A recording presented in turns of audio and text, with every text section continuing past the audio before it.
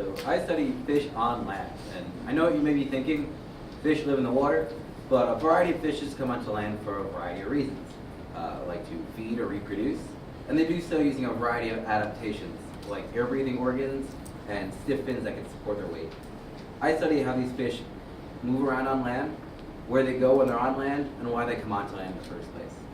Now, some of these fish are more well known for their terrestrial behaviors than others, like the walking catfish in the top right. It's called the walking catfish because it's known for walking. It moves quite well over land, but nobody really knows how they can move around on land. Well, how they orient and find their way around on land. So the goal of my research was to figure out just that. I placed some catfish in a center of a controlled area, exposed them to a variety of sensory stimuli like different colors, different chemicals, to see which ones they respond to. And overall I found that these catfish will use mostly taste to find their way around on land, which is different than a lot of other fish on land that use vision.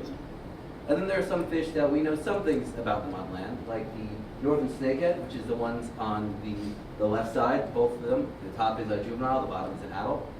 These are anecdotally known to move around on land. Like fishermen will catch them, they drop on the ground, and they say they move away or they crawl away. And despite any hard evidence, there have been multiple horror movies made on these things, coming onto land, eating puppies and babies. So I wanted to separate fact and fiction and see how well can they move around on land. So I put them on the ground. I used high-speed videos to analyze how they move and found that they actually can move quite well on land. But moving well on land is only helpful if you actually go onto land.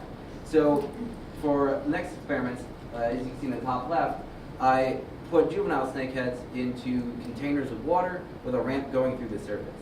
I exposed them to a variety of environmental conditions, like different temperatures, different acidities, and overall I found these fish will come onto land if conditions are poor.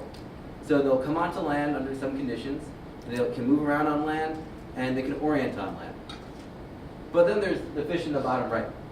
There's no record of those ever going onto land. Those are plecos, those are the sucker fish you may see in every fish tank stuck to the glass, and there's no reason that fish should have been on land, at least according to the literature. But they have an air-breathing organ, they have stiff fins that can help them move around on land, and this one was moving just fine in the middle of the field. The goal of my last dissertation chapter is to figure out how it got there, or why is it there, and to describe the terrestrial behaviors of this fish. Now, all these fish have something in common besides behaviors on land. They are invasive species to the United States and throughout the world. So by studying how they can potentially spread from one body of water to another body of water over land, we can figure out how to best manage them and prevent them from spreading to other bodies of water. Thank you.